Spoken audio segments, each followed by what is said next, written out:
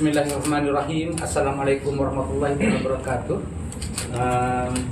Selamat malam, selamat madani kepada semua wartawan yang hadir pada petang ini. Saya ingin bagi tahu saya memulakan tugas saya sebagai Ketua Pengarah JECOM pada 2 Februari 2023. Saya gembira dengan tugas itu, tetapi beberapa bulan saya melaluinya. Saya rasa ada tekanan. Tekanan itu mungkin daripada kawan-kawan yang merasakan saya tidak sesuai di situ ataupun saya tidak melaksanakan tugas di mana ekspektasi asal. Saya tahu dan saya sedar menerima jawatan ini ekspektasi rakyat cukup tinggi. Ya, untuk JECOM tentunya tidak mengulangi peranan seperti mana yang dimainkan oleh Jasa dan beberapa jabatan kerajaan sebelum ini. Saya cuba untuk membuat perubahan, menjadikan JECOM betul-betul sebagai jentera kerajaan, bukan sebagai jentera parti. Ada yang setuju, ada yang tidak setuju, dan itu biasa dalam memegang sebuah organisasi.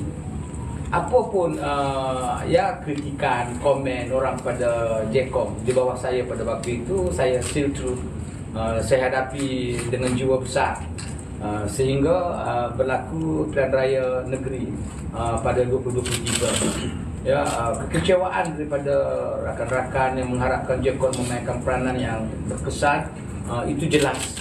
Ya, berbagai ya kemarahan dilemparkan kepada saya, tapi saya diamlah. Ya, saya diam biarpun saya ada alasan untuk memberitahu kekangan-kekangan yang saya hadapi di JECOM. Okey, masa berlalu, saya hadapinya dengan tabah. Ada cita-cita untuk saya mencari pekerjaan baru. Ada tawaran, ada usaha saya buat ke arah itu. Dan saya fikir kalau saya mau berhenti dari JECOM, biarlah dia merupakan satu soft landing. Ya, tapi pada 13 hari bulan 11 saya dipanggil untuk bertemu seseorang. Saya pergilah bertemu dengan kawan itu, dan dalam pertemuan itu ditunjukkan saya video. Video itu adalah video perbualan lucah saya bersama dengan di sebelah ini Saudara Wahab yang hadir bersama PC ini pada malam ini. Saya diberi dua pilihan pada waktu itu, sama ada meletakkan jawatan terus ataupun bercuti rehat sehingga tempoh tamat dan meletakkan jawatan. Okey, saya ambil sikap untuk kompromi, untuk jaga kesemua pihak. Tanpa saya bahas apa-apa, ketulinan video, persetujuan kepada apa yang ditunjuk, saya tak ada bahas apa-apa. Saya kata, okay, sis, I'm also planning to go, but I plan to go on soft landing basis. Saya kata tak apa, saya akan bagi notis cukup sebenarnya tempoh yang sepatutnya, dan selepas itu saya meletakkan jawatan. So that's how it happened. 16 hari bulan, pagi itu saya dapat panggilan macam-macam. Agus letak jawatan JECOM. Ya, saya cuba untuk tutup benda ini. Wartawan telefon ada saya layan, ada saya tidak. Tetapi tak sempat lebih jauh pergi daripada itu.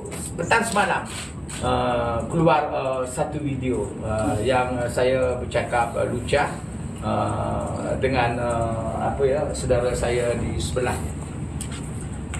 Saya diamlah, biarpun kawan-kawan yang datang, yang maki, yang sokong, itu pelbagai. Resamnya saya terima sehinggalah saya buat PC pada petang ini. Apa yang nak saya kata dengan video itu? Pertamanya saya nafikan. Ya, saya ingin katakan bahawa video itu adalah satu yang doctored, satu yang edited, satu yang frame. Ya, yang frame-nya bukan saya bahkan saya yang frame. Mungkin sahabat saya, saudara saya di sebelah ini yang saya anggap macam anak sendiri pun, dia yang frame. So you can ask me questions after this. Ya, lepas itu saya fikir kenapa sampai begini. Kita sudah belajar banyak pengalaman bagaimana seseorang itu jatuh kerana tuduhan seksual. Ini berlaku pada saya. Saya selalu kalau saya mengajar dahulu, saya bagi tahu bagaimana kalau Hitler dia nak menjatuhkan orang, robot menggabik kalau jatuhkan orang, seks lah sebagai satu cara bagaimana ini digunakan. Dan ini kena kepada saya menyebabkan kita bertemu pada malam ini. Yang pertama, yang keduanya saya nak kenalkanlah. Di sebelah saya Saudara Wahab. Trending dia hari ini. Trending dia. Dan dia lah yang bersama saya dalam video itu. Di sebelah Wahab Saudara Faizal, peguam kami. Saya akan gunakan perkataan our lawyers. So we are here together as a team in order to clear our name. Or in order to give the version of our story. Dia mungkin betul, dia mungkin tidak, but it's always subject to police investigation. Di sebelah saya our senior lawyer Saudara Zafli, dan di sebelah saya Saudara Arif, juga peguam. So we have 3 lawyers here to assist us on any matters that you may raise that we cannot answer, or we are not willing to answer, or we reserve to answer. Dan saya dengan Wahab. So without further ado, saya tak hendak banyak sebab masa kita cuma 1 jam. Saya nak bagi peluang pertama kepada Saudara Wahab di sebelah saya untuk berikan apa yang dia hendak beritahu.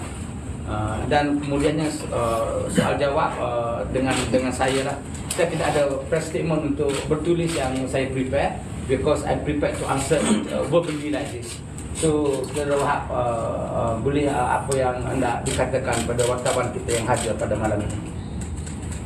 Baik, terima kasih. Assalamualaikum warahmatullahi dan salam sejahtera. Nama saya Abdul Wahab bin Abdul Qadir Gilani. Saya hadir dalam sidang media ini adalah dengan tujuan untuk memberikan penjelasan berkenaan penyebaran rakaman video fitnah yang kononnya merupakan perbualan video ucap Datuk Dr. Agus terhadap saya. Saya di sini menegaskan bahawa perbualan video tersebut telah diedit dan disunting oleh pihak yang tidak bertanggungjawab yang cuba menjatuhkan reputasi Datuk Dr. Agus. Komplot untuk menjatuhkan Datuk Dr. Agus ini didalangi oleh individu berjawatan tinggi di dalam JKOM sendiri yang saya namakan sebagai Mr. H. Pada sekitar November 2023, saya berjumpa Mr. H di pejabat beliau. Bermula daripada situ, beberapa pertemuan diaturkan Mr. H, termasuklah saya dibawa ke hotel sekitar Kuala Lumpur untuk berjumpa dengan individu-individu yang disebut oleh Mr. H sebagai berpengaruh. Semasa pertemuan saya dengan Mr. H, saya telah diberitahu kononnya beliau telah mendapat info daripada pihak tertentu bahawa Datuk Dr. Agus terlibat di dalam aktiviti yang tidak bermoral. Mr. H telah menyatakan bahawa beliau telah ditugaskan untuk membersihkan JKOM dari dalam. Mr. H turut meyakinkan saya bahawa beliau disokong oleh beberapa individu berpengaruh yang ingin menjatuhkan Datuk Dr. Agus, di mana Mr. H menjatuhkan kepada saya di mana Mr. H menunjukkan kepada saya perbualan WhatsApp beliau bersama beberapa individu berpengaruh yang menyokong beliau. Sebagai pegawai baru di JKOM, saya terasa teruja untuk melaksanakan tugasan yang diberikan. Saya diarahkan untuk membuat satu rakaman perbualan video bersama Datuk Dr. Agus bagi mendapatkan bukti Datuk Dr. Agus terlibat dalam aktiviti songsang dan tidak bermoral. Hakikatnya video yang saya rakam itu adalah video yang tidak mempunyai audio. Saya terkejut apabila rakaman video tersebut telah disebarkan oleh Cik Gubat di laman Facebook beliau.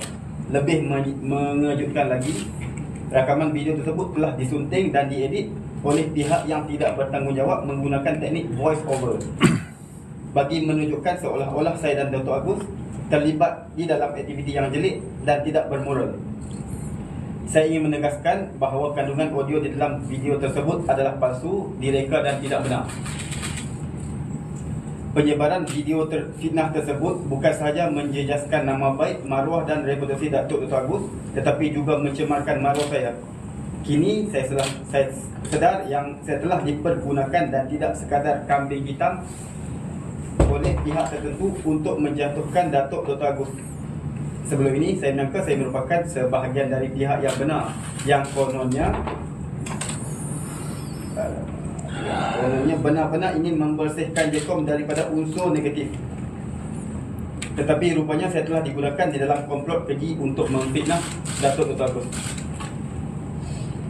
Tujuan saya hadir di dalam sidang media ini bukanlah untuk membuat damage control, tapi untuk menjelaskan perkara sebenar kepada masyarakat dan membersihkan nama saya yang kini menjadi tohmahan masyarakat. Keluarga saya juga turut terpalit dengan penyebaran video fitnah tersebut. Saya telah menyerahkan kepada peguam saya senarai nama individu-individu yang terlibat di dalam komplot ini, termasuk beberapa orang individu yang memegang jawatan tinggi di dalam Jecom. Saya telah mengarahkan peguam saya untuk mengkaji sama ada saya boleh mengambil tindakan undang-undang ke atas cek ubat kerana menyebarkan fitnah ini.